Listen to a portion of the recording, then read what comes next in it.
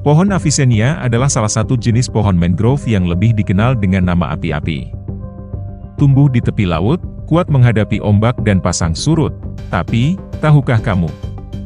Nama pohon ini bukan sembarang nama. Ia dinamai dari seorang ilmuwan jenius yang mengubah dunia. Seorang pemikir yang karyanya melampaui zaman, menjembatani ilmu dari timur ke barat. Siapakah dia? Kenapa namanya diabadikan? Bersiaplah untuk mengungkap rahasia di balik sosok luar biasa ini. Tonton video ini sampai habis untuk tahu jawabannya.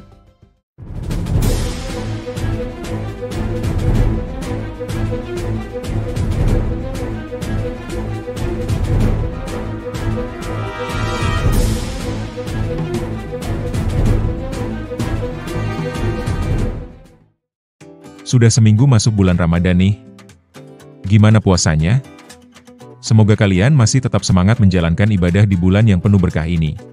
Nah, sambil istirahat sejenak, yuk kita bahas kisah luar biasa di balik nama Avicennia. Avicennia, atau lebih dikenal dengan nama api-api, adalah salah satu jenis mangrove yang tumbuh di daerah pesisir dan rawa-rawa. Pohon ini sangat tangguh menghadapi perubahan pasang surut dan kadar garam tinggi, menjadikannya komponen penting dalam ekosistem pesisir. Salah satu ciri khas Avicennia adalah akar napasnya yang mencuat ke atas, membantu tumbuhan ini mendapatkan oksigen di lingkungan berlumpur. Avicennia terdiri dari beberapa spesies, seperti Avicennia marina, yang sering disebut sebagai mangrove putih, dan Avicennia germinans atau mangrove hitam, tergantung pada warna batang dan daunnya.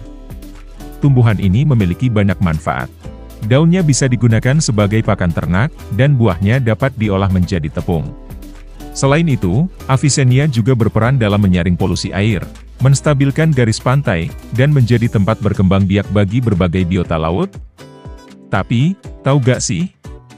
Nama Avicennia ini diambil dari nama seorang ilmuwan besar. Nama ini diberikan oleh seorang ahli botani terkenal, Carl Linnaeus. Linnaeus adalah seorang ilmuwan asal Swedia yang dikenal sebagai bapak taksonomi, orang yang mengembangkan sistem penamaan ilmiah untuk tumbuhan dan hewan yang masih digunakan sampai sekarang. Dan siapa sosok luar biasa yang namanya diabadikan dalam pohon ini? Dialah Avicenna, atau yang lebih kita kenal dalam bahasa Arab sebagai Ibnu Sina. Seorang ilmuwan muslim yang lahir pada tahun 980 Masehi di Persia, kini bagian dari Uzbekistan modern. Ibnu Sina adalah salah satu cendekiawan paling berpengaruh di dunia Islam dan Barat, terutama di bidang kedokteran dan filsafat. Sejak kecil, kejeniusannya sudah terlihat. Di usia 10 tahun, ia telah menghafal Al-Quran. Di usia 16 tahun, ia sudah mendalami berbagai bidang ilmu, matematika, astronomi, logika, hingga kedokteran. Tak butuh waktu lama, Ibnu Sina mulai menyembuhkan pasien, bahkan sebelum ia menginjak usia 20 tahun, karyanya yang paling terkenal adalah Al-Qanun fi at-Tibb, atau The Canon of Medicine, sebuah ensiklopedia medis yang menjadi referensi utama di Eropa selama berabad-abad. Kitab ini membahas anatomi, penyakit, dan metode pengobatan yang bahkan masih relevan hingga sekarang. Salah satu kontribusinya yang paling penting adalah dalam pemahaman tentang tuberkulosis. Ibnu Sina adalah salah satu ilmuwan pertama yang mengidentifikasi tuberkulosis sebagai penyakit menular, jauh sebelum konsep bakteri ditemukan.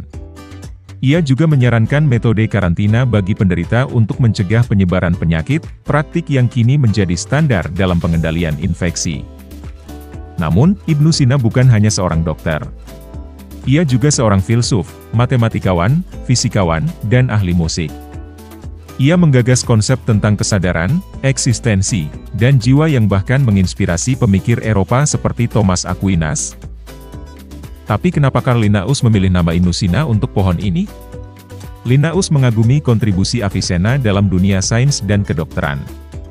Seperti Avicenna yang telah memberikan fondasi ilmu pengetahuan bagi dunia medis, Avicennia juga menjadi fondasi ekosistem pesisir, menopang kehidupan banyak spesies dan melindungi garis pantai. Hingga kini, warisan Ibnu Sina terus hidup. Teori-teorinya tentang pengobatan masih dikaji, dan pemikirannya tentang filsafat masih menginspirasi. Nah, kalau nama kalian bisa diabadikan jadi sesuatu, kalian mau nama kalian ada di mana nih? Bangunan? Buku? Mungkin penemuan ilmiah? Tulis jawaban kalian di kolom komentar. Subscribe channel kami untuk info menarik lainnya dan ikut serta dalam aksi nyata melindungi pesisir.